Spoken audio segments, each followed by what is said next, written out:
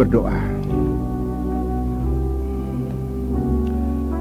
Bapa di surga, dalam nama Tuhan Yesus Kristus, ucapan syukur dan terima kasih kami persembahkan bagi Dikau Tuhan, untuk mengagungkan memuliakan Engkau yang layak dipermuliakan.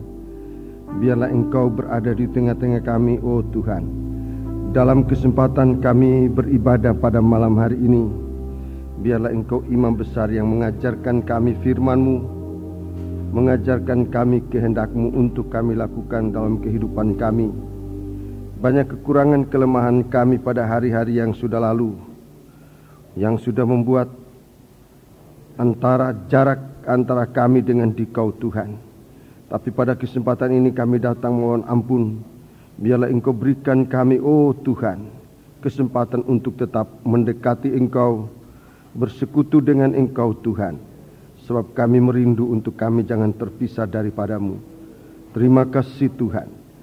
Saatnya kami akan duduk mendengarkan firman-Mu. Kuasai hati dan pikiran kami, oh Tuhan. Biarlah Roh-Mu yang suci menolong kami, untuk dapat kami mempersekutukan hati kami dengan pikiran kami. Untuk saat firman-Mu disampaikan, kami dapat mengerti dan untuk mempercayai dalam kehidupan kami. Terima kasih Tuhan. Kuasa-kuasa kegelapan yang bisa mengganggu, menggoda kami saat pemberitaan firman-Mu, saat kami berdoa, saat kami menyembah Engkau, Tuhan, bersatu hati kami panggil nama Engkau buat usir dia. Di dalam nama Tuhan Yesus Kristus, segala roh jahat, segala setan, kami perintahkan kamu semua dalam nama Yesus, pergi. Darah Yesus yang berkuasa. Terima kasih Bapa, haleluya. Terima kasih. Dalam nama Yesus kami sudah berdoa. Haleluya. Amin.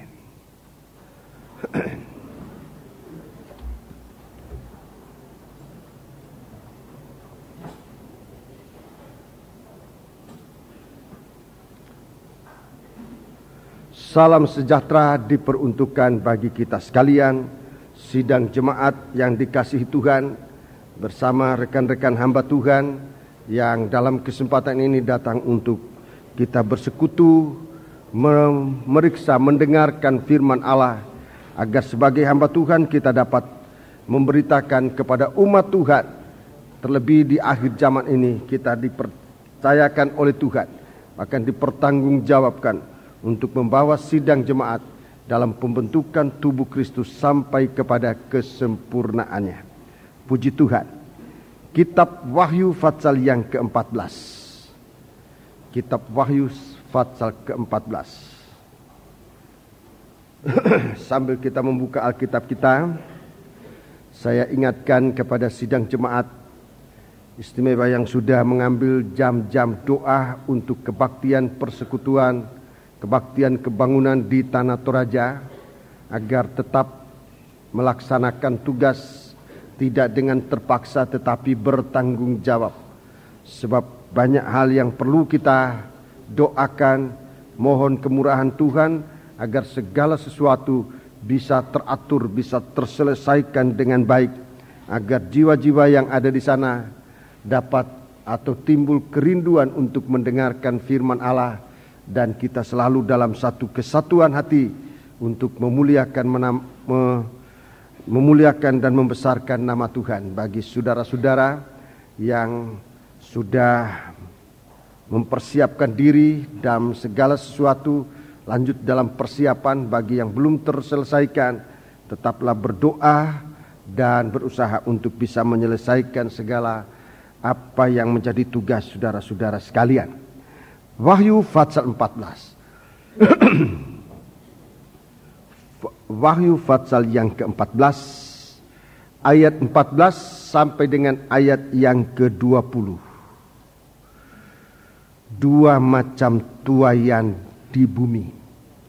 Ada dua macam tuaian. Yang pertama, ayat 14 sampai dengan ayat yang ke-16. Ini tuaian pertama. Gandum dituai. Ini berbicara tentang kehidupan yang mengalami proses mati dan bangkit. untuk kemudian mengalami percikan darah untuk menjadi suatu kehidupan yang disempurnakan sampai pada kualitas yang tinggi sekali, yaitu dalam ayat 1 sampai ayat yang kelima, itu bahagian dari mempelai wanita Tuhan.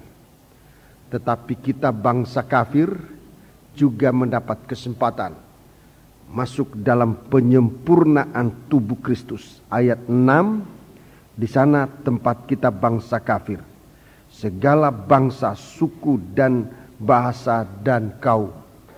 Hal ini diulangi di dalam Wahyu pasal 7 mulai ayat yang ke-9. Wahyu pasal 7 mulai ayat yang ke-9. Di sana disebutkan untuk pertama kali tentang peranan kita bangsa kafir. Bahkan sebenarnya sesungguhnya merupakan peranan yang besar sekali. Haleluya. Pada waktu tabernakel di padang belantara dibangun, maka peranan bangsa kafir yang pada waktu itu diperankan oleh suku Dan.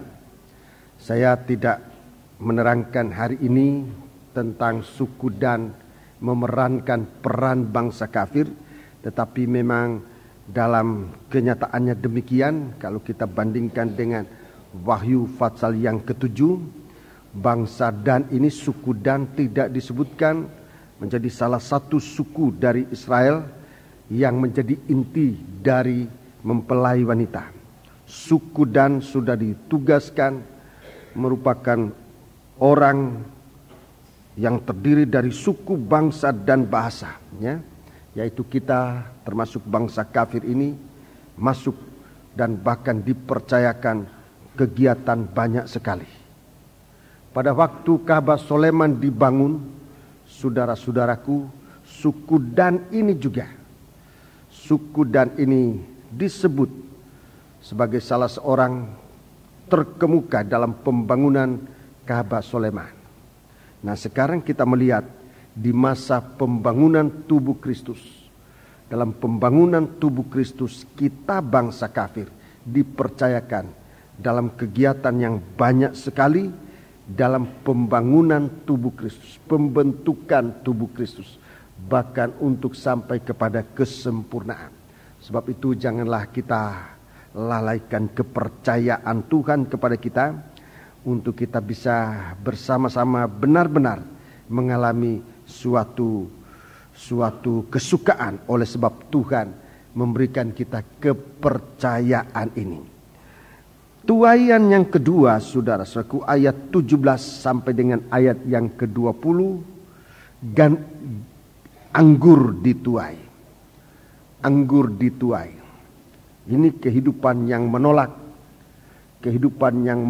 penyucian yang terakhir, menolak percikan darah.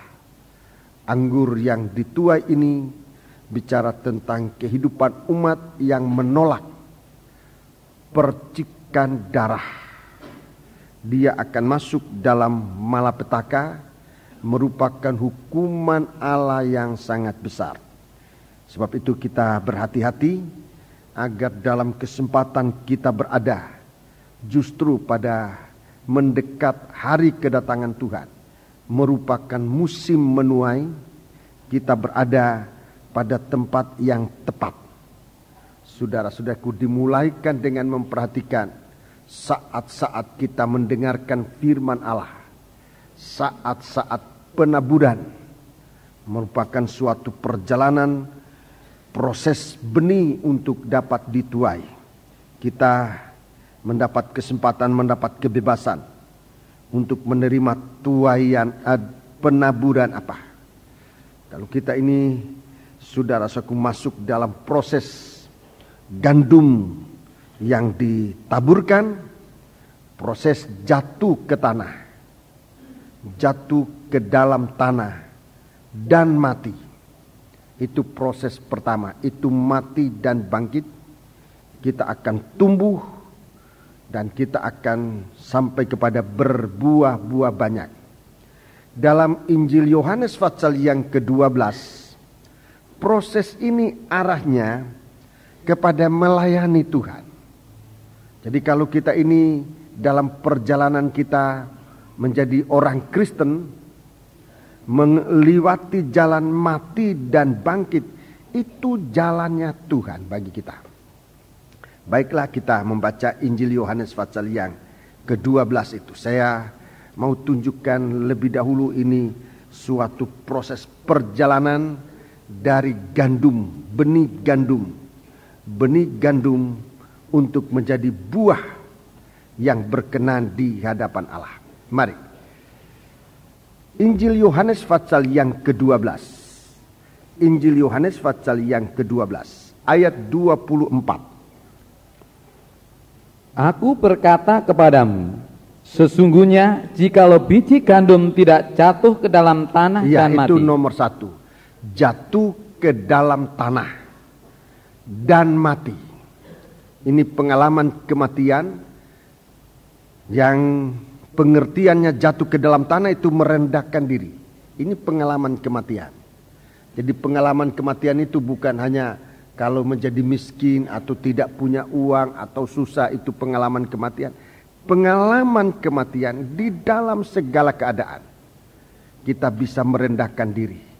Apalagi di saat kita harusnya dimuliakan, tetapi demi pertumbuhan rohani kita rela merendahkan diri. Rela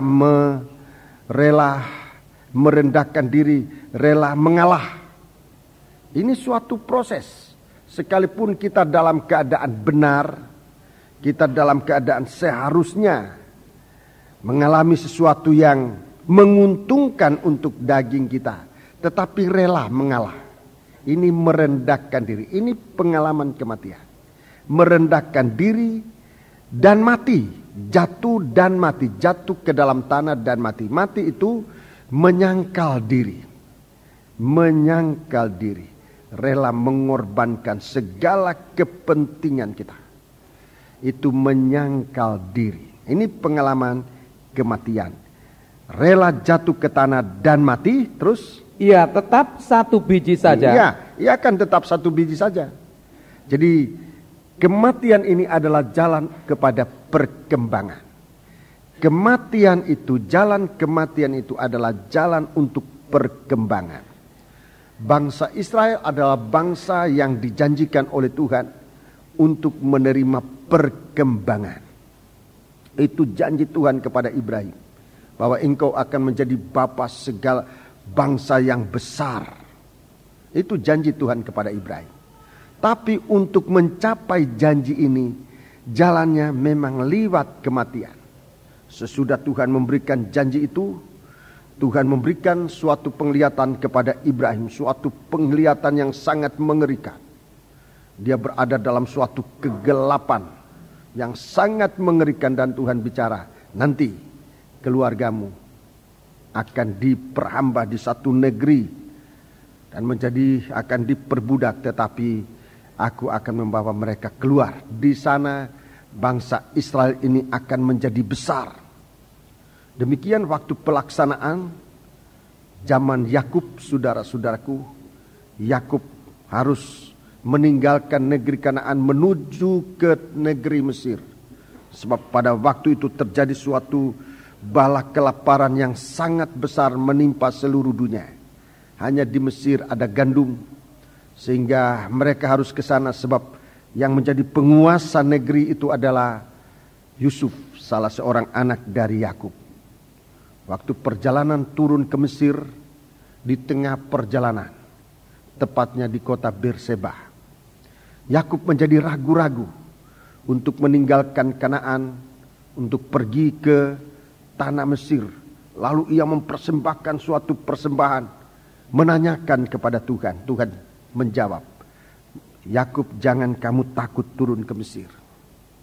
Aku akan menyertai engkau, sebab di sana aku akan membuat kamu menjadi bangsa yang besar. Memang di negeri Mesir inilah, di saat perbudakan, di saat penindasan, lebih diperbudak, lebih ditindas. lebih luar biasa berkembangnya bangsa Israel ini. Disebutkan suatu perkembangan yang dahsyat. Pengalaman kematian, saudaraku, bukan untuk mematikan atau menghukum kita, bukan. Pengalaman kematian justru jalannya Tuhan untuk memperkembangkan kehidupan kita secara rohani. Sedikit kesaksian saya, tetapi suatu pengalaman yang benar-benar membahagiakan. Dalam ada mengalami percobaan demi percobaan, banyak kali di saat-saat itu Tuhan membukakan firman Allah untuk perkembangan hidup rohani bersama sidang jemaat. Seringkali dalam percobaan yang diizinkan Tuhan menimpa kehidupan seorang hamba Tuhan merupakan jalan Tuhan untuk membukakan rahasia firman. Kalau kita tidak mengerti, kita enggan masuk dalam pengalaman itu, seperti juga yang dialami oleh Yakub. Tapi Yakub dia bertanya kepada Tuhan. Dia tidak langsung membatalkan niatnya sesuai dengan pesan dari Yusuf untuk turun ke Mesir. Tuhan memberi dia kekuatan, dan sampai pada saat ini bangsa Israel ini benar-benar merupakan bangsa yang tersebar di seluruh dunia ini. Mari kita akan periksa di sini. Bangsa, suatu perkembangan sebiji gandum jatuh ke tanah dan mati. Ia akan tetap satu saja. Tetapi jika ia mati, ia akan menghasilkan banyak buah. Ia akan menghasilkan banyak buah. Apa buahnya? Coba kita membaca ayat yang ke-26. Ini buahnya. Ini buahnya. Ayat 26. Barang siapa melayani aku, Ya. ia harus mengikut aku, dan di mana aku berada, di situ pun pelayanku akan berada. Barang siapa melayani aku, ia akan dihormati Bapa. Ya, terima kasih. Jadi saudara-saudaraku, penaburan gandum ini akan berbuah banyak, dan buahnya ialah menjadi imam-imam, menjadi pelayan Tuhan. Itu sebabnya kita menerobos satu perjalanan panjang, mengalami suatu pemilihan. Saya sudah jelaskan baik dalam Bible Study maupun di dalam kebaktian hari Minggu, saudara-saudaraku, bahwa kita dipilih oleh Tuhan. Pemilihan pertama, kita dipilih dari antara lalang. Gandum dipilih dari antara lalang. Dan sesudah kita dinyatakan gandum, maka sekali lagi terjadi suatu pemilihan antara gandum dan gandum. Lalang dan gandum itu kita dipilih dari antara orang dunia. Dari begitu banyak orang dunia. Kemudian kita dipilih oleh Tuhan, dipilih oleh Tuhan menjadi anak-anak Tuhan, menjadi orang Kristen, menjadi anggota gereja Tuhan. Nah, sekarang setelah menjadi anggota gereja Tuhan, menjadi anak-anak Tuhan, pemilihan yang kedua terjadi. Justru di saat terjadi guncangan, alat penampi ada di tangannya. Dia akan memilih antara gandum dan gandum. Gandum yang terpilih adalah gandum yang berisi. Itu gandum yang terpilih. Gandum yang kosong akan satu waktu diterbangkan keluar. Gandum yang berisi inilah, saudara-saudaraku, Alkitab menggunakan istilah ini gandum yang terbaik. Gandum yang terpilih itu gandum yang terbaik, yang sekalipun ada guncangan, dia tidak meninggalkan Tuhan. Di dalam 1 Korintus pasal 11, di dalam 1 Korintus pasal 11, saudara-saudaraku, disebutkan di sana tentang orang yang menjadi pilihan Tuhan. Ayat 19. Ayat 19. Sebab di antara kamu, atau ayat 18, kita mulai ayat 18. sebab pertama-tama aku mendengar bahwa apabila kamu berkumpul sebagai jemaat, Ya, berkumpul sebagai jemaat, ada perpecahan di antara kamu, dan hal itu sedikit banyak aku ya, percaya. perpecahan di sini ada guncangan dalam jemaat. Ada guncangan dalam jemaat. Ada sesuatu yang mengguncangkan sidang jemaat. Aku percaya, ayat 19. Sebab di antara kamu harus ada perpecahan, Harus ada pemisahan. Di antara kamu harus ada pemisahan, supaya nyata nanti siapakah di antara kamu yang tahan uji. Ya, siapa yang tahan uji? Yang tahan uji ini, saudara-saudaraku, itu disebut gandum yang terbaik. Gandum yang terbaik ini akan lanjut dalam proses yang lebih dalam, yaitu suatu proses untuk menjadi roti, untuk menjadi makanan yang memuaskan hati Tuhan. Ini imam-imam, ini raja-raja. Di dalam Wahyu Fatsal 1 ayat 6, tolong baca. Wahyu Fatsal 1 ayat 6, ini yang akan tertinggal di dalam kerajaan surga. Dia adalah imam-imam atau raja-raja dan imam-imam bagi Allah. Baca. Dan yang telah membuat kita menjadi suatu kerajaan. Suatu kerajaan, istilah yang benar adalah menjadi raja-raja. Suatu kerajaan itu menjadi raja-raja. Itu istilah yang sesungguhnya. Jadi bukan suatu kerajaan, tetapi menjadi raja-raja.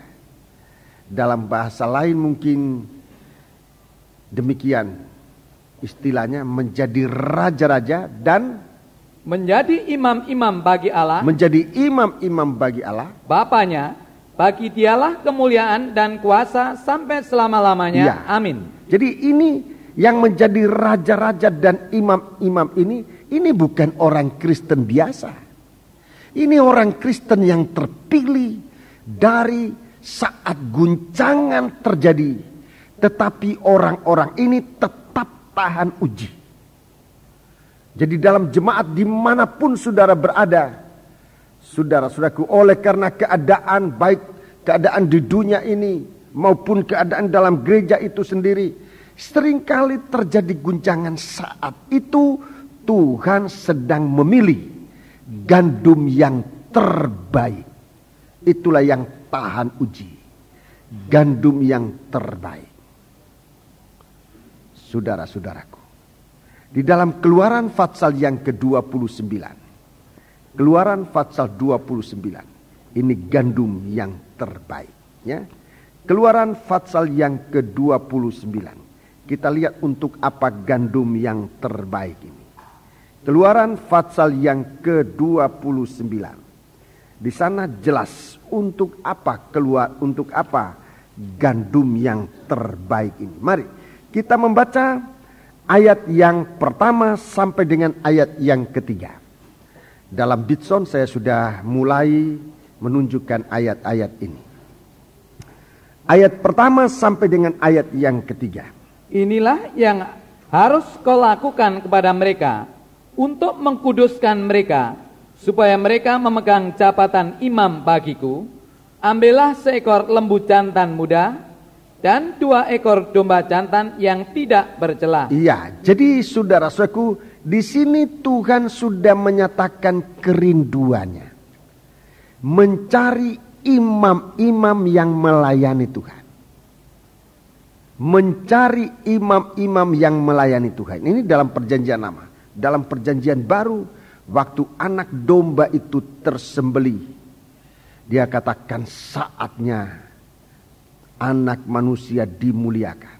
Dia bicara tentang pelayan-pelayan yang akan dimuliakan oleh Bapa.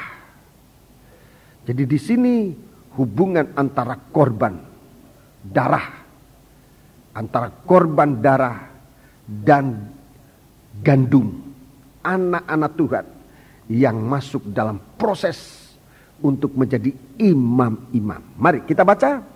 Roti yang tidak beragi. Ya, jadi selain dari lembu jantan dan domba jantan, ini bicara tentang korban Kristus.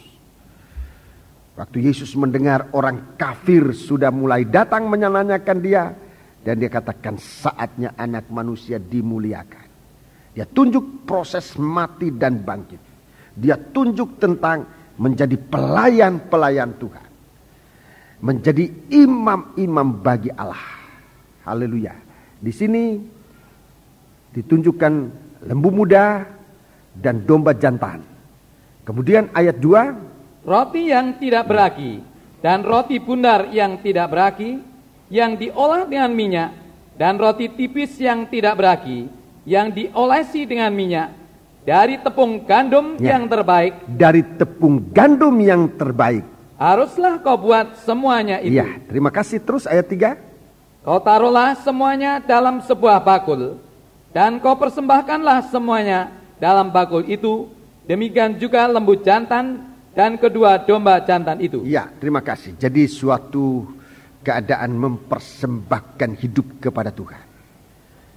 Kita mempersembahkan hidup kita kepada Tuhan untuk melayani Tuhan.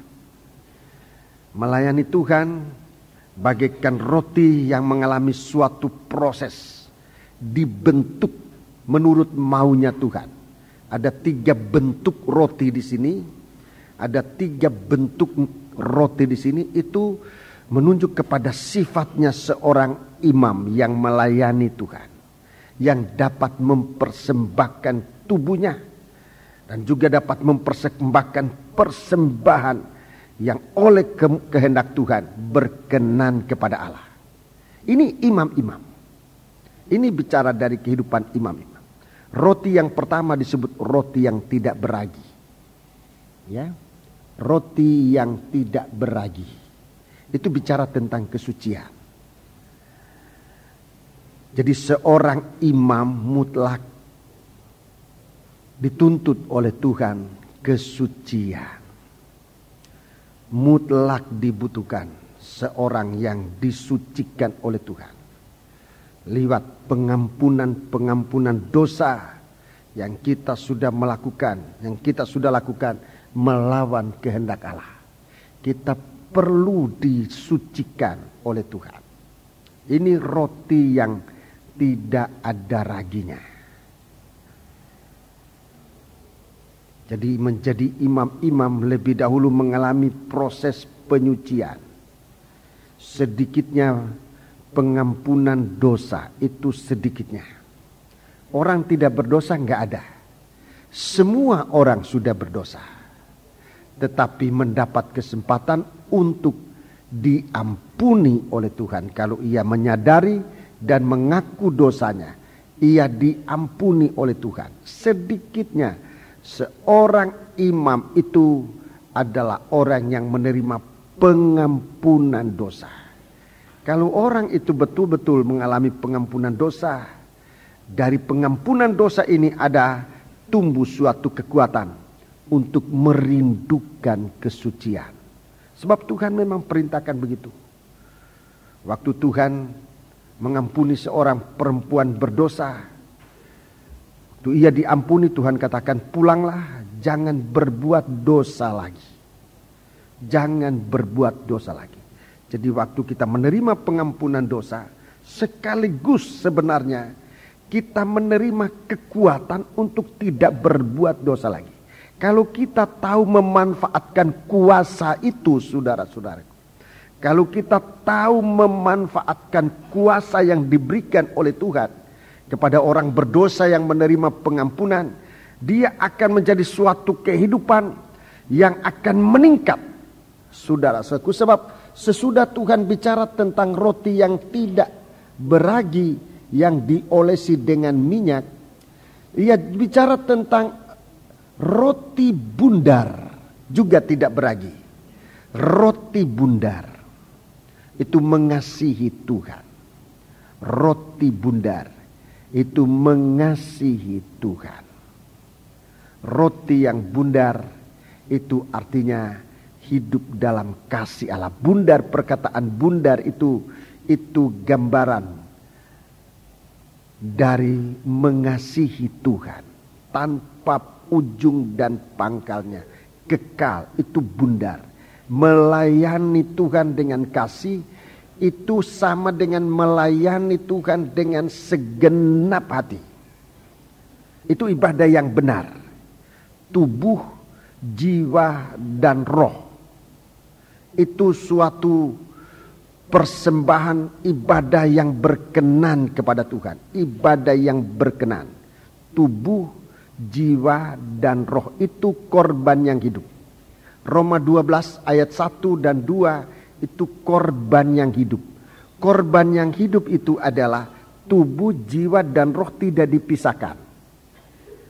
Itu dalam satu kesatuan. Waktu ibadah ada tubuhnya, ada jiwanya, ada rohnya. Pada Tuhan, jangan ikut keinginan dunia, keinginan daging, tapi apa yang roh mau.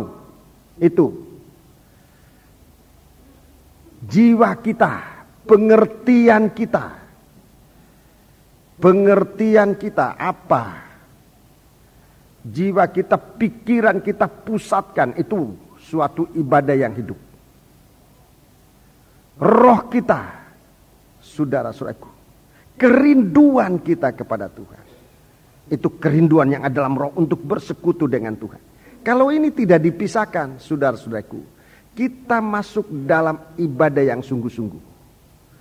Saudara-saudaraku punya kemauan, punya kerinduan, itu roh kita. Di dalam kebaktian kita membawa pengertian kita kepada Tuhan, memusatkan pikiran kita saat mendengar firman Tuhan. Pikiran kita di situ, tubuh kita ada di sini. Jadi satu keadaan yang tidak terpisah, itu korban yang hidup. Coba lebih baik dibaca itu Roma 12 ayat 1. Roma 12 ayat 1. Karena itu saudara-saudara, demi kemurahan Allah aku menasihatkan kamu, supaya kamu mempersembahkan tubuhmu, ya tubuhmu, sebagai persembahan yang hidup, yang kudus dan yang berkenan kepada Allah. Itu adalah ibadahmu yang sejati. Itu ibadah yang sejati. Ini orang mengasihi Tuhan. Itu artinya tubuhnya tidak dipisahkan dari perhatian pikirannya, tidak dipisahkan dari hatinya, dari kerinduan hatinya. Jadi tubuh, jiwa, dan roh tidak dipisahkan. Tubuh, jiwa, dan roh itu tidak dipisahkan di dalam beribadah kepada Tuhan. Ini akan mengalami suatu berkat besar. Kalau kita duduk dalam kebaktian, tetapi perhatian kita di tempat yang lain, itu artinya jiwa kita tidak di sini. Kita tidak menjiwai kebaktian itu. Kita tidak menjiwai waktu nyanyi. Kita tidak menjiwai waktu firman Allah disampaikan. Jangan heran saudara-saudaraku, ibadah kita tidak berhasil apa-apa. Sebab korban yang kita persembahkan bukan korban yang hidup. Kalau jiwa kita berpisah dari tubuh kita, kalau orang dunia mengatakan sakit jiwa, kalau kasarnya ya tidak usah saya bilang, saudara tahu sendiri. Bagaimana saudara-saudaraku, Tuhan mau pakai orang semacam ini dalam pelayanan, tidak sepenuhnya perhatiannya waktu melayani sebagai anggota sangkur, tidak ada perhatian. Tidak ada perhatian, mulai dari latihan, aturan-aturan nyanyinya, setelah menyanyi, yang mana. Ibadah semacam ini saudara-saudaraku, pelayanan semacam ini, tubuh tanpa jiwa, itu korban mati. Apalagi kalau tanpa roh, tidak punya kerinduan. Kita punya kekurangan, kita punya kelemahan banyak. Tapi kalau kita ada kerinduan, kita ditampilkan oleh Tuhan bagaikan roti bundar. Tubuh ada, jiwa ada, roh ada untuk melayani Tuhan. Ini pelayanan hidup. Tubuh tidak dipisahkan dari jiwa. Jiwa tidak dipisahkan dari tubuh dan roh. tubuh, jiwa, dan roh melayani Tuhan. Kekuatan, pikiran, kerinduan, keinginan kita ada dalam satu kesatuan. Ini yang disebutkan ibadah yang sejati. Ibadah ini yang akan mengetahui apa yang menjadi kehendak Tuhan. Ibadah ini yang akan mengetahui.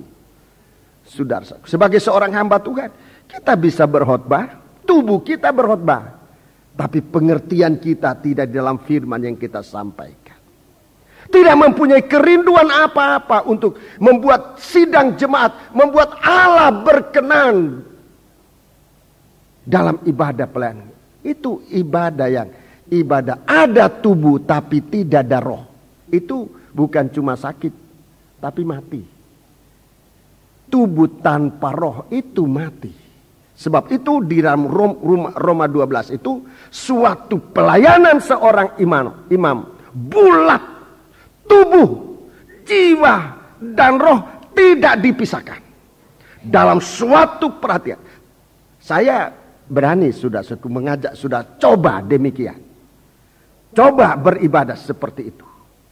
Saudara akan lihat hasilnya lain daripada saat waktu beribadah tanpa kebulatan hati ini. Tidak bulat hati. Di dalam Matius 12 ini dibaca. Ini Tuhan nyatakan kerinduannya bagaimana kita melayani Tuhan. Injil Matius pasal yang ke-22. Injil Matius pasal yang ke-22.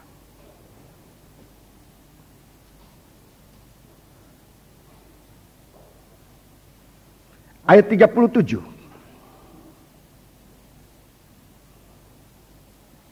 Jawab Yesus kepadanya, kasihlah Tuhan Allahmu dengan segenap hatimu, Ya. dan dengan segenap jiwamu, dan dengan segenap akal budimu. Ya, seluruh kekuatan kita.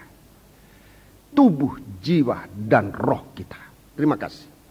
Ini suatu ibadah. Ini suatu persembahan melayani Tuhan. Bagaikan roti bundar.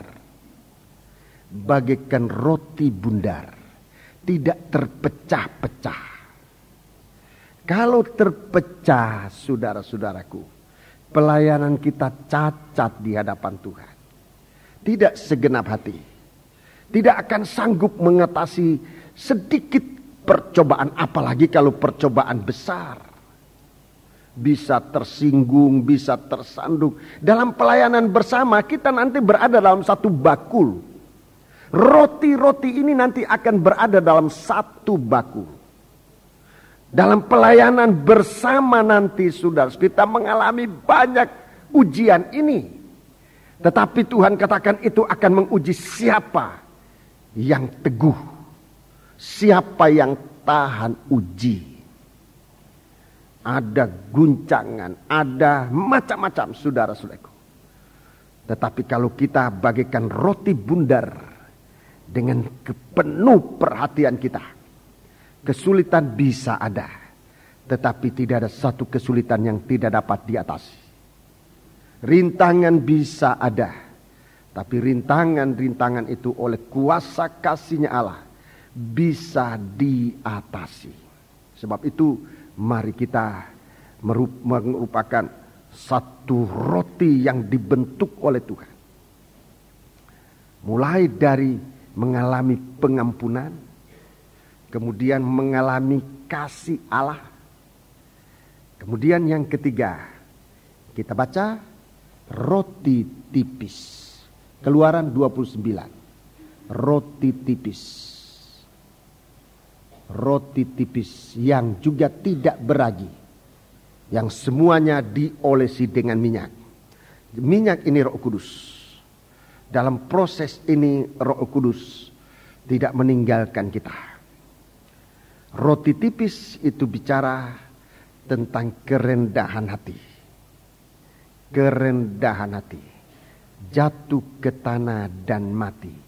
Merendahkan diri serendah-rendahnya. Untuk apa? Untuk menghapus segala kemungkinan untuk bisa jatuh. Roti tipis, kerendahan hati, serendah-rendahnya. Untuk apa? menghapus kemungkinan untuk bisa jatuh. Kita dipakai oleh Tuhan, hati-hati. Salah satu sifat seorang imam adalah roti tipis. Merendahkan diri serendah-rendahnya. Itu tidak ada kemungkinan untuk jatuh lagi. Kalau kita meninggikan diri sedikit saja, setinggi bangku, sudah bisa jatuh. Setinggi bangku sudah bisa jatuh. Kita harus berada benar-benar di tempat yang paling rendah, serendah-rendahnya. Tidak bisa dijatuhkan lagi.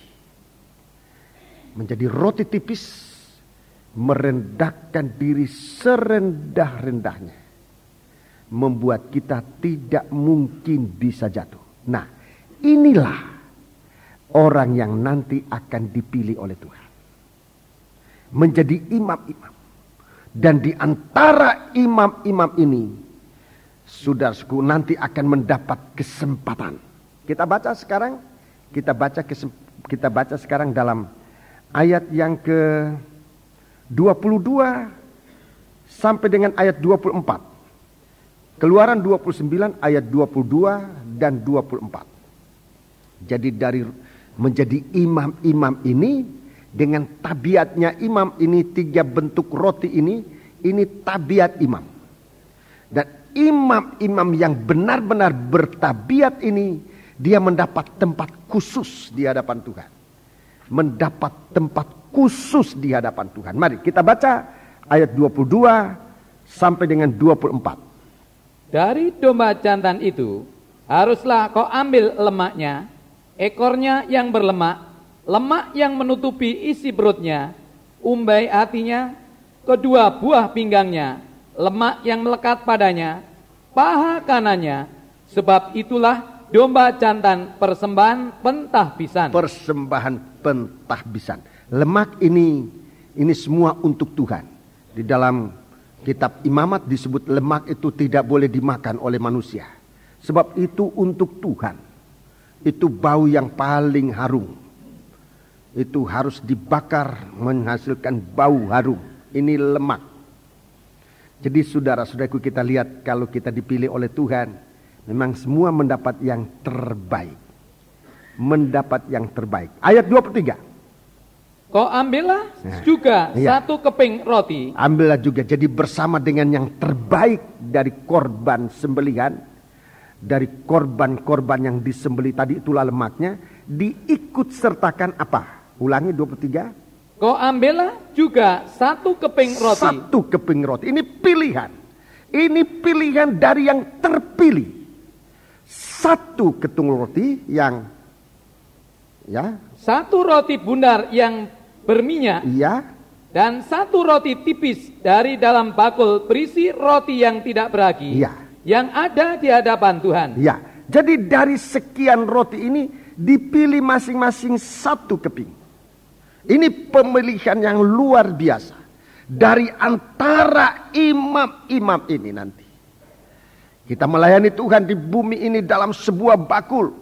Kesempatan suatu perlombaan, tapi satu perlombaan yang harus sehat. Jangan perlombaan tidak sehat, tapi suatu perlombaan yang sehat.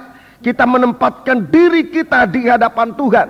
Saudara-saudaraku, di saat itu Tuhan akan mengambil kehidupan ini. Satu dari sekian banyak. Dipilih oleh Tuhan. Di mana? Dibawa kemana itu? Ayat 24.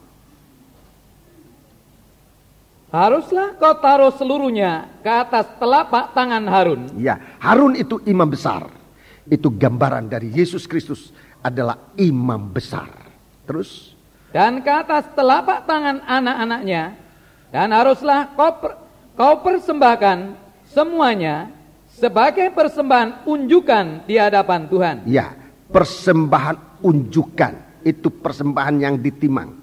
Saudara lihat tangan saya, ini buku ini. Kalau saya gambarkan ini merupakan roti-roti yang dipilih, itu ditaruh di tangan Tuhan.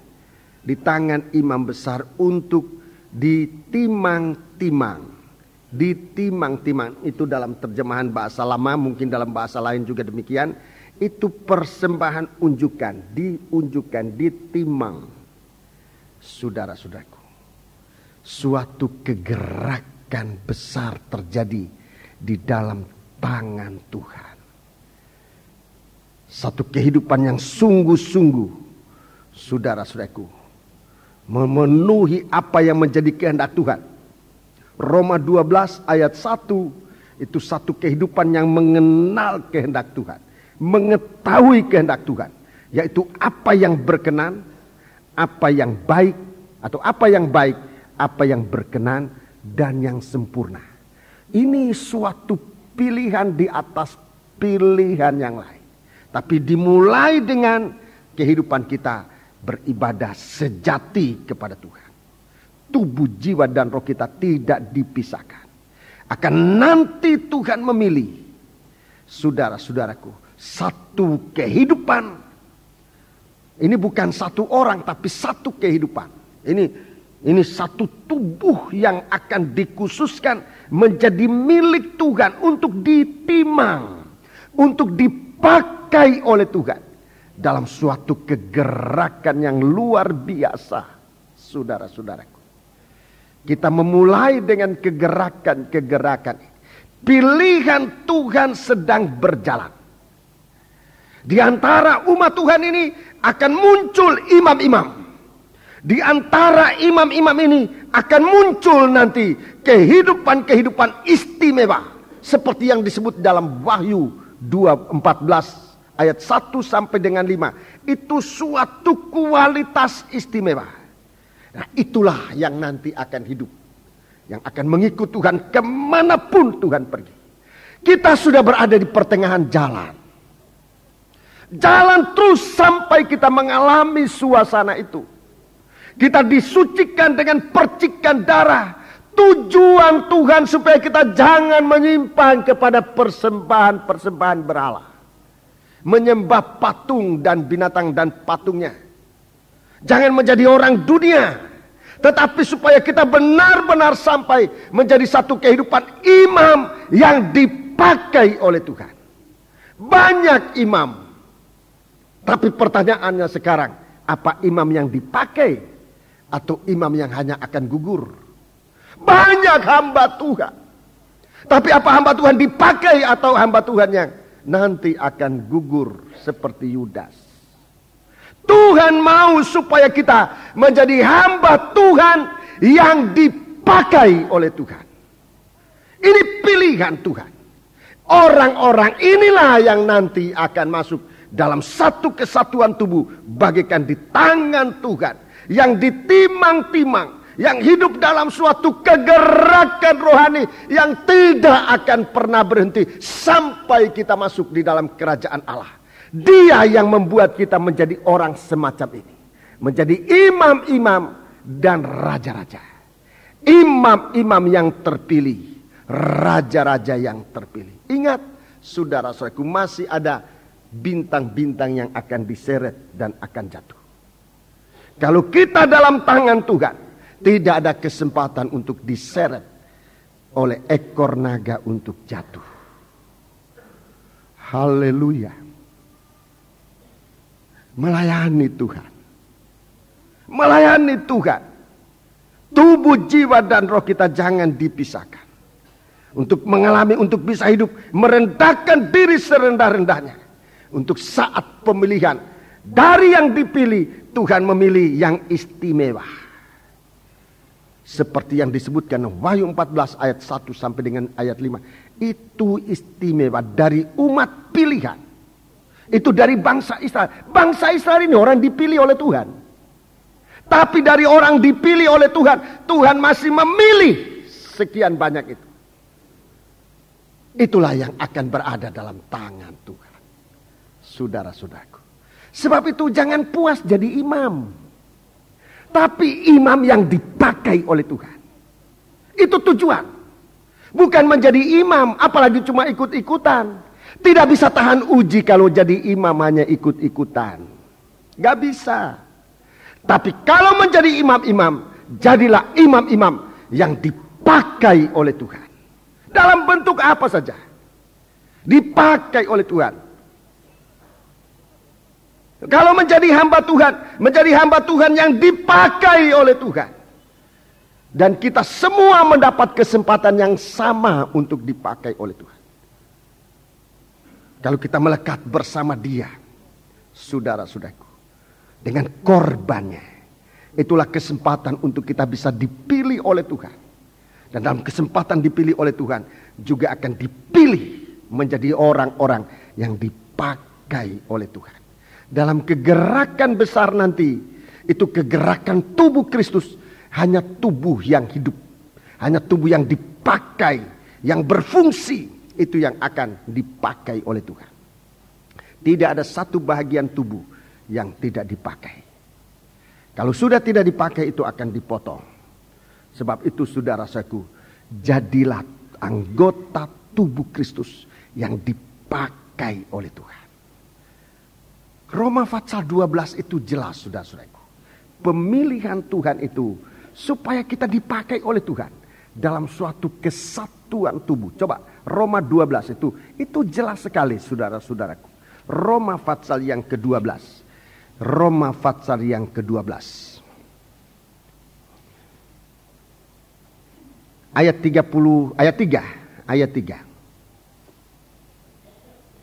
Berdasarkan kasih karunia yang dianugerahkan kepadaku, aku berkata kepada setiap orang di antara kamu, janganlah kamu memikirkan hal-hal yang lebih tinggi daripada yang patut kamu pikirkan, tetapi hendaklah kamu berpikir begitu rupa, sehingga kamu menguasai diri menurut ukuran iman yang dikaruniakan Allah kepada kamu masing-masing. Ya, ini rendah hati. Tidak memikirkan hal-hal yang lebih tinggi dari seharusnya. Ini rendah hati. Ini rendah hati. Jadi roti yang tidak beragi menjadi Tuhan juga ada roti bundar. Saudara-saudaraku, tidak memisahkan tubuh, jiwa dan roh mengasihi Tuhan. Kemudian di sini Tuhan bicara tentang roti tipis dalam ayat yang ke-16. Ayat 16. Hendaklah kamu sehati sepikir dalam hidupmu bersama. Ya. Janganlah kamu memikirkan perkara-perkara yang tinggi. Jangan memikirkan perkara-perkara yang tinggi. Tetapi arahkanlah dirimu pada perkara-perkara yang sederhana. Janganlah menganggap dirimu pandai. Merendahkan diri pada yang rendah. Ini mengarahkan diri pada yang sederhana. Merendahkan diri pada yang rendah.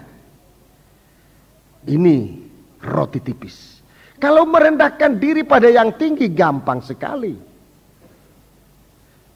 Kalau saudara masuk di pintu itu tinggi. Gampang bisa keluar masuk. Tapi coba masuk di bawah kolong bangku itu. Masuk di bawah kolong bangku itu rendah. Itu merendahkan diri begitu. Itu tidak kena pelor.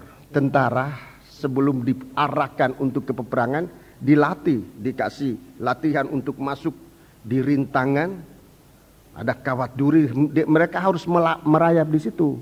Baru ditembak, berani angkat kepala pasti kena. Jadi diajar serendah-rendahnya. Supaya jangan kena pelor. Kita juga diajar begitu. Merendahkan diri, menghindari segala percobaan mata panah berapi dari setan. Orang yang merendahkan diri sulit dikalahkan oleh setan, sulit. Orang tinggi hati gampang kena pelor, gampang jatuh. Tapi kalau merendahkan diri serendah-rendahnya. Nah, kemudian kita melihat ayat 4. Tuhan bicara tentang satu tubuh. Satu tubuh yang dipakai oleh Tuhan. Satu tubuh yang dipakai oleh Tuhan. Ayat 4.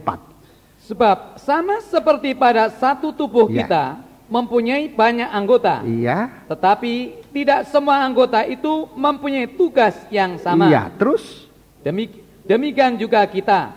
Walaupun banyak adalah satu tubuh di dalam Kristus. Satu tubuh dalam Kristus. Tetapi kita masing-masing adalah anggota yang seorang terhadap yang lain. Ayat 6. Demikianlah kita mempunyai karunia yang berlain-lainan menurut kasih karunia Ya, yang dianugerahkan pada ini kita. kehidupan yang sudah dipilih mendapat karunia-karunia. Terus Jika karunia itu adalah untuk bernubuat, baiklah kita melakukannya sesuai dengan iman kita. Terus. Jika karunia untuk melayani, baiklah kita melayani. Ya. Jika karunia untuk mengajar, baiklah kita mengajar. baiklah kita mengajar. Jika karunia untuk menasihati, baiklah kita menasihati. Siapa yang membagi-bagikan sesuatu, hendaklah ia melakukannya dengan hati yang ikhlas. Siapa yang memberi pimpinan, hendaklah ia melakukannya dengan rajin. Iya, jadi memimpin itu harus rajin. Orang malas tidak bisa jadi pemimpin. Terus Siapa yang menunjukkan kemurahan, hendaklah ia melakukannya dengan sukacita. ayat 9. Hendaklah kasih itu jangan pura-pura. Terus. Jauhilah yang jahat dan lakukanlah yang baik. Terus. Hendaklah kamu saling mengasihi sebagai saudara dan saling mendahului dalam memberi hormat. Terus ayat 11. Janganlah hendaknya kerajinanmu kendor. Jangan kerajinanmu kendor. Biarlah rohmu menyala-nyala. Rohmu menyala-nyala. Di dalam kitab Wahyu diulangi soal ini. Maafkan, di dalam surat Yuda diulangi soal ini. Sebab Tuhan memilih orang-orang Israel yang keluar dari Mesir ini, Tuhan memilih. Ada yang gugur lagi, saudara-saudara. Jangan kerajinanmu menjadi kendor. Terus. Biarlah rohmu menyala-nyala. Rohmu menyala-nyala. Dan layanilah Tuhan. Terus. Bersukacitalah dalam pengharapan. Iya. Sabarlah dalam kesesakan. Sabar dalam kesesakan. Dan bertekunlah dalam doa. 13. Bantulah dalam kekurangan orang-orang kudus. Dan usahakanlah dirimu untuk selalu memberi tumpangan. Berkatilah siapa yang menganiaya kamu. Berkatilah dan jangan mengutuk. 15. Bersukacitalah dengan orang yang bersukacita. Iya. Dan menangislah dengan orang yang menangis. Terus. Hendaklah kamu sehati sepikir dalam hidupmu bersama. Janganlah kamu memikirkan perkara-perkara yang tinggi, tetapi arahkanlah dirimu pada perkara-perkara yang sederhana. Janganlah menganggap dirimu pandai. Terus. Janganlah membalas kejahatan dengan kejahatan. Lakukanlah apa yang baik bagi semua orang. Sedapat-dapatnya, kalau hal itu bergantung padamu, hiduplah dalam perdamaian dengan semua orang. Jadi kalau memang itu tergantung pada kamu, mau selesai, mau damai, ayo lebih baik berdamai. Kalau kita mau damai, ya semua sudah damai. Kalau hal itu tergantung pada kamu, lebih baik berdamai dengan semua orang. 19. Saudara-saudaraku yang kekasih, janganlah kamu sendiri menuntut pembalasan, tetapi berilah tempat kepada murka Allah. Sebab ada tertulis, pembalasan itu adalah hakku. Akulah yang akan menuntut pembalasan, firman Tuhan. Tetapi jika seterumu lapar, berilah dia makan. Jika ia haus, berilah dia minum. Dengan berbuat demikian, kamu menumpukkan bara api di atas kepalanya. Janganlah kamu kalah terhadap kejahatan, tetapi kalahkanlah kejahatan dengan kebaikan. Kalahkan kejahatan. Ini orang yang dipilih oleh Tuhan. Ini tubuh. Satu roti tipis. Satu roti yang tidak beragi. Satu roti tipis yang tidak beragi. Satu roti bundar yang tidak beragi. Di dalam tangan imam besar Harun. Digoyang-goyang. Orang ini nanti yang akan mengadakan kegerakan besar yang akan terjadi di dunia. Coba bayangkan nanti, saudaraku. Kalau imam-imam menjadi seperti anggota tubuh yang disebutkan di sini. Itu kegerakan besar akan terjadi. Kita sedang mengarah ke sana hari-hari ini. Sebab harinya Tuhan sudah dekat sekali. Kita mengarah kepada kualitas semacam itu, saudara-saudaraku. Supaya kita menjadi suatu kehidupan yang bisa dipakai oleh Tuhan dimanapun, saudara-saudaraku. Kalau kita melihat dalam ayat ini, dalam Wahyu Roma 12 ini, bagaimana Tuhan sangat memberi kesempatan luas kepada kita. Menjadi suatu kehidupan untuk dipakai oleh Tuhan dalam tangannya. Bagikan roti tipis, roti yang tidak beragi, roti bundar dalam tangan imam besar. Akan digoyang-goyangkan. Mengadakan suatu kegerakan. kita bekerja bukan di luar Tuhan, tetapi kita bekerja di dalam tangan Tuhan. Artinya Tuhan yang bekerja bagi kita, akan mengadakan segala sesuatu, memberikan kita kemenangan, memberikan kita keberhasilan. Itulah Keluaran pasal 29. Roti hasil tuaian itu menjadi gandum yang sudah dituai akan menjadi roti yang dipilih oleh Tuhan untuk dipakai dalam melayani Tuhan.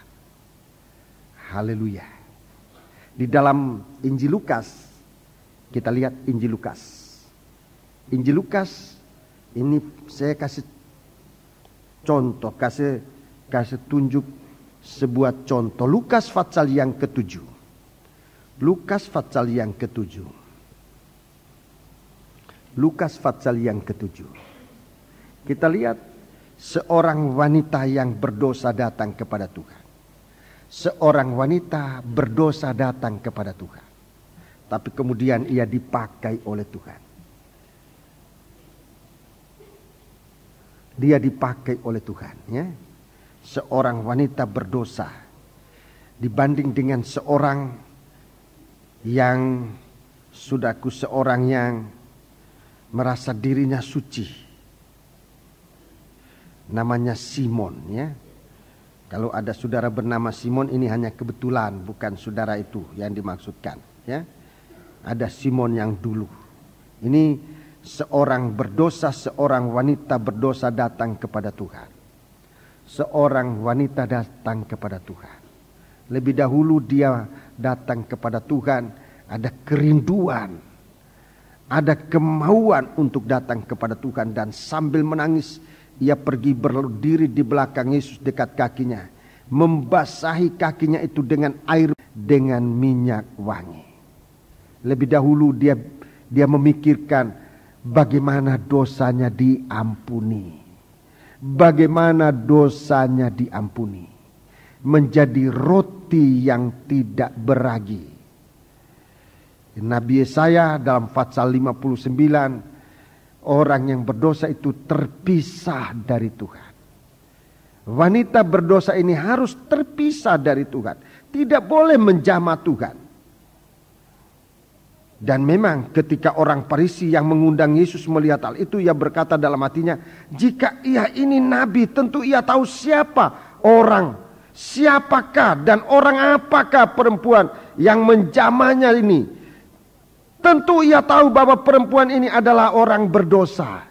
Tapi Yesus memberikan dirinya dijamah bukan untuk berdosa, tetapi dia yang merupakan roti kehidupan yang datang dari Tuhan, menjamah tubuhnya, bersekutu di dalam dia, dalam firman-Nya, dalam kuasanya, maka segala dosa-dosa itu hancur, itu luruh, itu gugur daripadanya. Itu langkah pertama yang dilakukan oleh perempuan ini. Bagaimana ia dapat menjamah Tuhan. Bagaimana ia dapat menjamah Tuhan untuk pengampunan dosanya. Kita datang kepada Tuhan lebih dahulu. Jangan tanya pekerjaan apa lebih dahulu. Bukan itu. Bagaimana dosa kita dilepaskan. Bagaimana kita bisa bersekutu dengan Tuhan. Nanti kalau kita melayani Tuhan, pelayanan itu berkenan di hadapan Tuhan. Itu nomor satu. Itu yang dilakukan oleh wanita ini. Kemudian ia duduk di bawah kakinya. Dia menyatakan kasih sayangnya kepada Tuhan. Dia menjadi bagaikan satu roti bundar. Dia tidak pusing diejek, dihina oleh orang lain sebagai perempuan berdosa. Saudara-saudaraku, dituding dan memang dia dalam keadaan berdosa. Dia tidak pedulikan itu. Yang penting bagi dia, bagaimana ia menyatakan kasihnya kepada Tuhan. Ia menangis. Bukan nangis biasa. Tetapi air mata yang keluar bukan hanya dari mata, tetapi dari dalam hatinya. Mencucurkan air mata yang begitu banyak sampai sempat membasahi kaki Tuhan. Itu menyatakan kasihnya kepada Tuhan. Dia menyatakan ia mengasihi Tuhan. Ia mengaku ia menyesal segala dosa yang ia lakukan. Dia menjadi seperti sebuah roti bundar. Dengan segenap hatinya ia menyatakan isi hatinya kepada Tuhan dalam bentuk air mata yang keluar dari matanya. Kemudian dia mengambil rambut. Bagi seorang perempuan, dari seorang wanita, rambut merupakan suatu kemuliaan. Dia tidak pertahankan kemuliaannya. Kemuliaannya dia taruh di bawah kaki Tuhan. Dia menjadi seperti roti tipis. Dari kehidupan berdosa. Saudara-saudara. Tapi dia lihat jalan untuk bisa menjadi orang yang melayani Tuhan. Orang yang bisa melayani Tuhan. Dan pelayanannya diterima oleh Tuhan. Simon melayani Tuhan. Tetapi Tuhan mencelah pelayanan Simon. Mencelah pelayanan Simon. Coba kita baca ayat 41. Ayat 40. Ayat 40 kita melihat bagaimana Tuhan membela seorang imam. Seorang yang tahu menempatkan diri menjadi imam yang dipakai oleh Tuhan. Orang Farisi ini, Simon ini melayani Tuhan. Tetapi tidak dalam proses pemilihan. Dia punya pelayanan dicela oleh Tuhan. Dia merasa baik. Tapi ternyata pelayanannya tidak diambil, tidak ditaruh oleh Tuhan di dalam tangan imam besar. Mari kita baca ayat 40. Lalu Yesus berkata kepadanya, Simon, ada yang hendak kukatakan kepadamu. Ya. Saud Simon, katakanlah guru. Katakanlah guru. 41. Ada dua orang yang berhutang kepada seorang pelepas uang. Yang seorang berhutang 500 dinar, yang lain 50. Karena mereka tidak sanggup membayar, maka ia menghapuskan hutang kedua orang itu. Siapakah di antara mereka yang akan terlebih mengasihi dia? Jawab Simon, aku kira dia yang paling banyak dihapuskan hutangnya. Kata Yesus kepadanya, betul pendapatmu itu. Betul pendapatmu itu. Jadi Tuhan, saudara-saudara, menerima pelayanan yang sama. Simon melayani Tuhan. Bahkan mengundang Tuhan masuk dalam rumahnya. Dia melayani untuk makan bersama. Itu pelayanan luar biasa. Tapi seorang wanita yang tersisih. Seorang yang tersisih. Tadinya tersisih. Karena dia seorang berdosa. Tetapi dia tahu jalan. Untuk bagaimana bisa sampai kepada pelayanan yang berkenan kepada Allah. Tidak pelayanan biasa. Ayat 44. Dan sambil berpaling kepada perempuan itu, ya. Ia berkata kepada Simon, ya. Engkau lihat perempuan ini? Engkau lihat perempuan ini? Aku masuk ke rumahmu, namun engkau tidak memberikan aku air untuk membasuh kakiku. Ini kebiasaan. Kebiasaan pun Simon tidak melakukan. Inilah pelayanan biasa, kebiasaan. Simon, aku masuk ke rumahmu, namun engkau tidak memberikan air untuk membasuh kakiku. Tetapi dia membasahi kakiku dengan air mata dan menyikanya dengan rambutnya. Simon, pelayanan secara biasa. Pelayanan kebiasaan. Pelayananmu lebih rendah dari pelayanan kebiasaan. Biasanya kalau orang dilayani, ia datang ada air pencuci kaki. Saudara ingat pesta nikah di negeri Kana. Ada gentong yang berisi air untuk mencuci kaki menurut kebiasaan. Itu suatu kebiasaan mengundang tamu. Tetapi Simon melayani Tuhan lebih rendah dari kebiasaan. Dari kebiasaan saja Tuhan sudah tidak terima. Apalagi lebih bawah dari kebiasaan. Simon, kamu tidak berbuat seperti itu. Mari kita melayani Tuhan. Jangan kebiasaan. Mari kita beribadah, jangan kebiasaan. Kita sudah dipilih oleh Tuhan untuk menjadi imam-imam. Jangan imam biasa, tetapi jadilah imam yang dipakai oleh Tuhan. Tidak penting apa tadinya kita tidak penting bagi Tuhan. Mungkin kita penjahat tadi, mungkin kita orang yang sangat berdosa. Bagi Tuhan tidak penting itu. Sebab dia sanggup dengan kuasa darahnya dengan korbannya untuk membentuk kita menjadi roti yang tidak beragi, untuk memuliakan, mengagungkan nama Dia. Wanita ini wanita yang berdosa. Semua orang tahu. Seperti Yesus tidak tahu tentang dia berdosa. Kalau kita datang kepada Tuhan sungguh-sungguh, seperti Tuhan tidak tahu kalau tadinya kita berdosa. Sebab Dia sudah siap untuk mengampuni dosa kita. Haleluya. Sekarang bagaimana kita datang kepada Tuhan? Apa dengan segenap hidup kita? Tubuh, jiwa, dan roh kita bawa kepada Tuhan atau tidak? Bukannya Tuhan tidak tahu kita orang berdosa. Bukannya Tuhan tidak tahu bahwa perempuan orang berdosa. Tapi kalau Tuhan mau memakai kita dengan sikap, ada kerinduan, ada kerendahan hati, ada kesungguhan mau disucikan oleh Tuhan.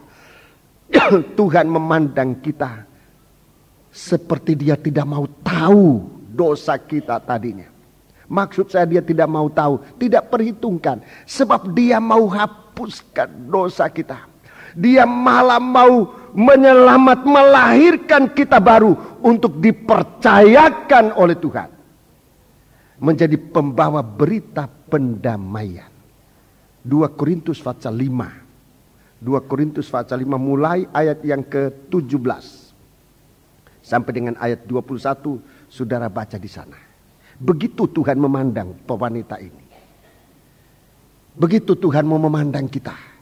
Kalau kita ada sungguh-sungguh mau dipakai oleh Tuhan. Tuhan tidak memperhitungkan kesalahan kita tadi, apa yang kita. Sekarang kita datang kepada Tuhan ingin bersekutu dengan Tuhan. Ingin melayani Tuhan, ingin dipakai oleh Tuhan. Bukan cuma melayani, tapi pelayanan yang dipakai oleh Tuhan. Simon, kamu lihat perempuan ini. Aku datang ke rumahmu, kamu tidak kasih aku air. Tapi dia membasahi kakiku dengan air matanya dan membasuh ia membasahi kakiku dengan air mata dan menyekanya dengan rambutnya. 45. Engkau tidak mencium aku, tetapi sejak aku masuk ia tiada henti-hentinya mencium kakiku. Mencium kakiku. Engkau tidak meminyaki kepalaku dengan minyak, tetapi Dia meminyaki kakiku dengan minyak wangi. Di kaki Tuhan tempat terindah buat orang berdosa. Tidak ada tempat lain yang indah untuk melepaskan segala cacat celah kita. Di kaki Tuhan tempat kita merendahkan diri. Di kaki Tuhan tempat kita dibentuk oleh Tuhan menurut mau dan kehendaknya. Di kaki Tuhan kita bisa menaikkan persembahan kita kepada Tuhan. Kaki Tuhan tempat terindah.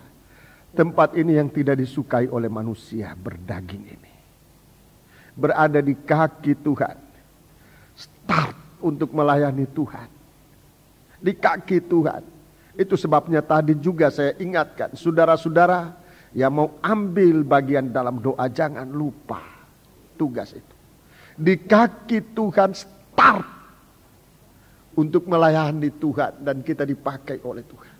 Jangan pilih tempat yang lain. Di kaki Tuhan itu tempat terindah. Siapapun kita, Tuhan yang akan memilih kita, Tuhan yang akan memakai kita, Tuhan yang akan membela kita. Kalau kita berada di bawah kaki Tuhan. Kalau saudara mau ambil kesempatan berdoa, berdoalah. Itu start. Itu start. Kalau kita mungkin sudah pernah melayani Tuhan tapi gugur. Tidak ada tempat permulaan yang Tuhan akan ajar kita. Mulai dari tim doa di bawah kaki Tuhan. Itu start mau berhasil.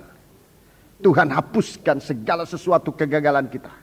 Tuhan hapuskan segala dosa kita. Tuhan mau mulaikan kita baru. Start dari situ. Di bawah kaki Tuhan. Selalu Tuhan tunjuk. Ia membasahi kakiku, menyapunya, menyekanya dengan rambutnya. Ia mengurapi, ia mencium kakiku. Ia mengurapi kakiku. Di bawah kaki Tuhan. Tempat yang terindah yang pernah kita bisa temukan di bumi ini. Tidak ada tempat lebih indah dari itu. Kalau kita benar-benar berada di bawah kaki Tuhan. Terlebih kita orang berdosa. Terlebih kita bangsa kafir. Di kaki Tuhan. Tempat yang terindah. Tidak ada lagi tempat lain. Di bawah kaki Tuhan. Itu tempat yang sangat terindah. Dari tempat itu kita akan diangkat oleh Tuhan. Ditaruh di dalam tangannya. Kita dipakai oleh Tuhan dalam apa saja. Coba baca. Coba baca. Sebab itu aku berkata kepadamu, dosanya yang banyak itu telah diampuni, sebab ia telah banyak berbuat kasih. Nah, pelayanan di dalam kasih terus. Tetapi orang yang sedikit diampuni, sedikit juga ia berbuat kasih. Lalu ia berkata kepada perempuan itu, dosamu telah diampuni. Dosamu telah diampuni. Bagi orang berdosa, tidak ada perkataan yang lebih indah dari ini. Dosamu telah diampuni. Baca terus. Dan mereka yang duduk makan bersama dia berpikir dalam hati mereka, siapakah ia ini sehingga ia dapat mengampuni dosa? Tetapi Yesus berkata kepada perempuan itu, imanmu telah menyelamatkan engkau, pergilah dengan selamat. Pergilah dengan selamat. Inilah sebuah roti yang tidak beragi. Sebuah roti bundar yang tidak beragi. Sebuah roti tipis yang tidak beragi. Yang diolesi dengan minyak. Dia dipakai oleh Tuhan untuk kegerakan-kegerakan dalam melayani Tuhan. Coba sekarang pasal yang ke-8. Lukas pasal yang ke-8. Lukas pasal yang ke-8. Ayat 1 sampai dengan ayat yang ketiga. Lukas 8 ayat 1 sampai dengan ayat yang ketiga. Tidak lama sesudah itu, Yesus berjalan berkeliling dari kota ke kota dan dari desa ke desa memberitakan Injil Kerajaan Allah. Ya, ini suatu gerakan pelayanan kepada Tuhan. Terus Kedua-belas muridnya bersama-sama dengan dia. 12 murid mengikut. Dan juga beberapa orang perempuan yang telah disembuhkan dari roh-roh jahat atau berbagai penyakit. Ya, ini orang-orang yang tersisih. Orang-orang yang tadinya tidak berguna. Orang-orang yang tadinya tidak ada arti apa-apa. Tetapi mengalami suatu pemilihan Tuhan. Ayat lanjutkan. Yaitu Maria yang disebut Magdalena. Ya. Yang telah dibebaskan dari 7 roh jahat. Iya, ini 7 roh jahat terus. Yohana istri Kusa bendara Herodes. Iya. Susana dan banyak perempuan lain. Iya. Perempuan-perempuan ini melayani rombongan itu dengan kekayaan mereka. Melayani dengan kekayaan mereka. Banyak harus kita bisa perbuat bagi pelayanan. Pelayanan dari kota ke kota. Dari desa ke desa. Kalau dalam pengajaran mempelai dikatakan wanita itu tidak dipakai, itu suatu fitnaan, sungguh-sungguh fitnah. Sebab di sini kita melihat bagaimana Tuhan memakai para wanita-wanita ini. Bahkan wanita yang digolongkan wanita yang tersisih masih mendapat kesempatan untuk bersama Yesus dari kota ke kota, dari desa ke desa, mengerjakan suatu gerakan kebangunan di mana firman Tuhan diberitakan. Tugasnya ada. Masing-masing kita punya tugas. Sebab itu saudara-saudaraku, manfaatkan kesempatan ini dengan sebaik-baiknya mengetahui tugas. Sekali lagi, tempat terindah di bawah kaki Tuhan. Tidak penting apa katanya orang keadaan kita tadinya. Mungkin kita disebut orang yang tidak layak di hadapan Tuhan. Memang harus kita akui tadinya kita tidak layak. Tapi kita lihat dalam pekerjaan Tuhan di sini. Bagaimana Tuhan menempatkan seorang yang tidak layak. Tapi kalau dia dipilih oleh Tuhan. Dari antara gandum. Menjadi roti. Dari antara roti menjadi roti pilihan. Tidak ada seorang pun yang bisa mengkritiknya. Yang bisa mengganggunya, sebab Tuhan yang membela dia. Kita melakukan sebuah nyanyian, Di Kakimu, nomor berapa itu? Nyanyian psalm, Di Kakimu. Saudara ada yang ingat?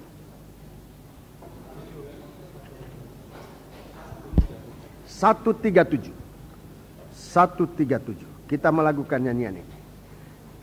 Sambil kita berdiri, kita melakukan nyanyian ini. Di kakimu ku tercampak penuh dosa.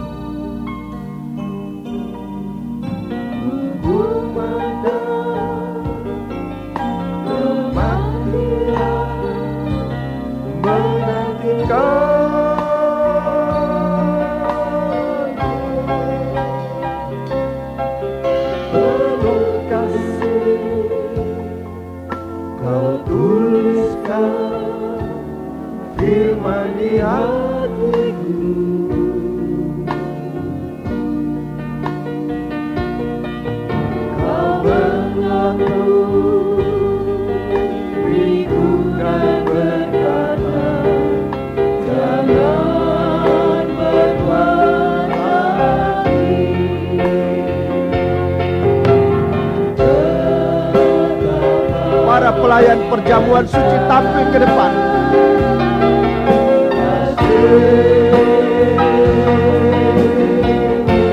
Haleluya. Betapa berkuasa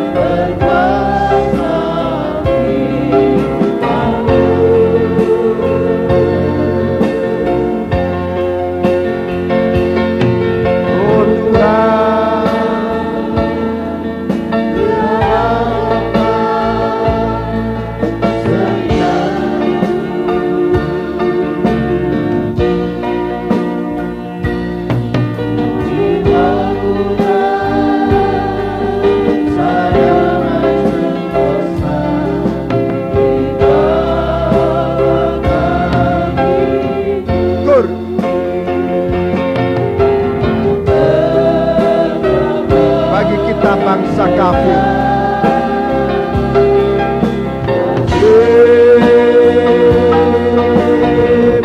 Haleluya.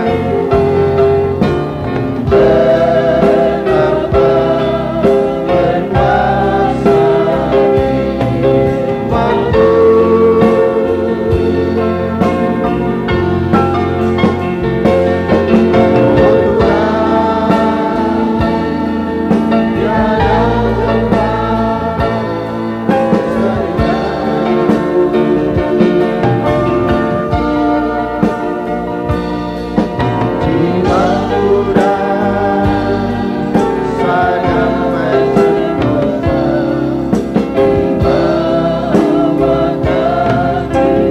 Tangan. Bait 2.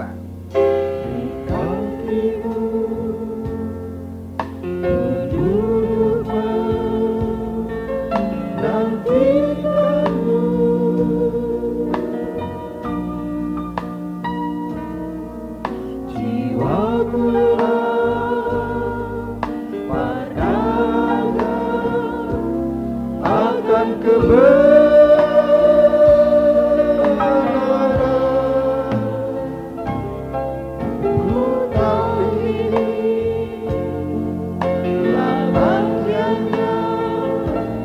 terbaik bagiku.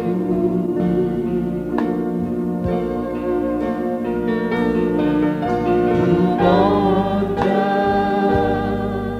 jangan kiranya ia dari kadaku. Betapa besar kita sudah diberi Tuhan kesempatan untuk mendengarkan firman Tuhan, roti kehidupan.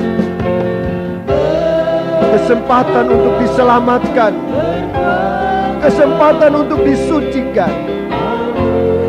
kesempatan untuk dipakai oleh Tuhan. Jangan kiranya Tuhan ambil lagi dari kita. Oh Tuhan, haleluya.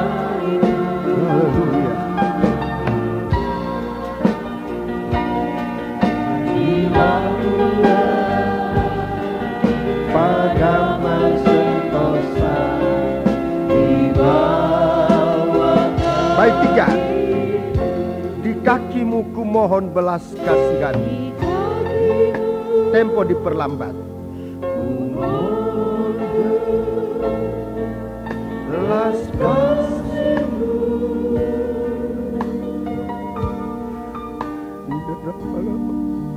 Sekalipun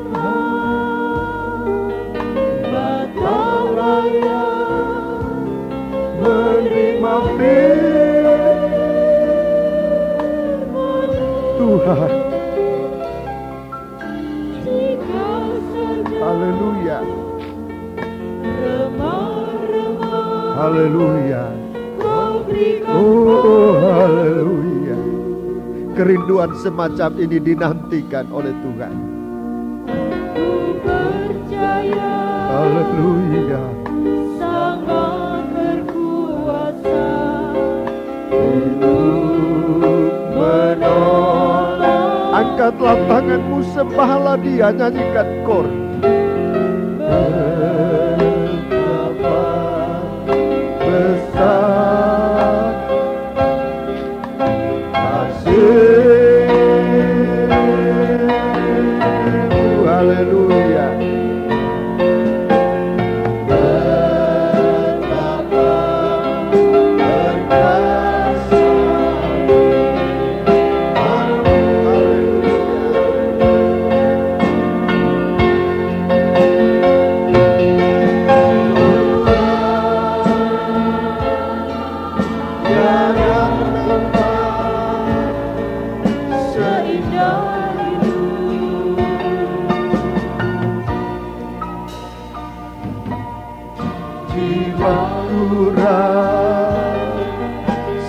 Damai sentosa dibawakan. Sementara musik melakukan, kita naikkan penyembahan kita kepada Tuhan. Haleluya, haleluya, haleluya.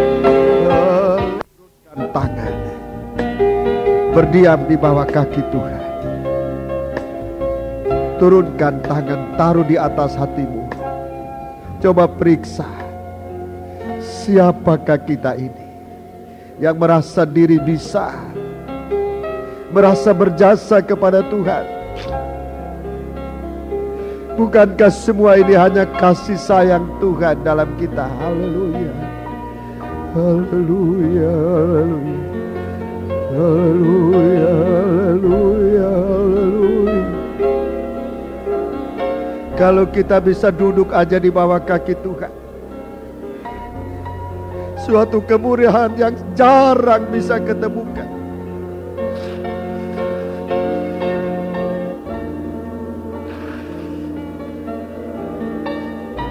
Kalau saja kita bisa mendekati Dia,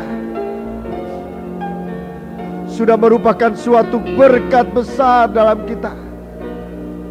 Apalagi kalau kita sempat menerima kasih-Nya, menerima perintah-Nya, menempatkan Dia, menempatkan kita di dalam tangan-Nya yang mulia untuk memakai kehidupan kita. Haleluya, haleluya. Sekarang Tuhan, peganglah kehidupan kami. Pakailah kami Tuhan menurut kehendak-Mu. Untuk melayani Engkau, seringkali kami berbuat merasa kami lebih dari yang lain. Tapi itu sangat merugikan dan menipu kami Tuhan. Ampuni kami perasaan pikiran kami. Tapi biarlah Engkau yang terutama. Lebih Engkau memakai kami, sidang jemaat ini. Biar kami merasa lebih merendahkan diri di bawah kaki Dikau.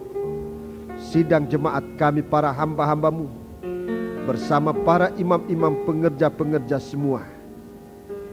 Sesungguhnya kami tidak layak, tapi kami hanya mendapat kemurahan daripada-Mu. Terima kasih Tuhan. Sekarang kami akan menggunakan tubuh dan darah-Mu. Kami merindu firman ini menjadi darah daging di dalam kami. Untuk tidak bisa kami lupakan kapanpun, dimanapun kami berada. Dalam keadaan apapun kami berada. Kami mengingat firman-Mu yang sudah sempat menebus, mengangkat kami. Menjadi satu kehidupan yang dipakai oleh Tuhan. Bersama Dikau masuk dalam pelayanan kegerakan-kegerakan rohani. Dari kota ke kota. Dari desa ke desa. Sekarang Engkau arahkan kami bersama Dikau. Nanti akan ke tanah Toraja. Ke desa-desa. Tuhan, biar mata kami terbuka memandang Engkau. Kesempatan bersama Engkau. Di sana Engkau akan menyatakan kasih-Mu kepada kami. Bermalam di desa-desa. Seperti firman-Mu dalam Kidung Agung. Engkau mengajak kami, mari kekasihku. Kita pergi ke desa-desa. Kita bermalam di sana. Di sanalah aku akan menunjukkan kasih-Ku kepadamu. Pakai kami sidang jemaat ini Tuhan. Banyak kekurangan, keteledoran kami, kesombongan kami. Tapi angkatlah semuanya Tuhan. Campakkan, hapuskan dengan kuasa darah-Mu Tuhan. Haleluya. Pakai kami semua Tuhan. Haleluya. Terima kasih Tuhan. Sekarang kami akan mengambil tubuh dan darah-Mu. Setelah Engkau mengampuni dosa kami. Dengan kuasa korban-Mu Tuhan. Lembu dan domba yang tersembelih. Agar kami menjadi roti-roti yang bisa dipersembahkan bagi Dikau. Layakkan kami menerima berkat dari perjamuan suci ini. Yang akan kami terima, kami makan, kami alami kuasanya. Di dalam nama Tuhan Yesus Kristus. Haleluya. Amin. Kita melakukan nyanyian baik yang keempat.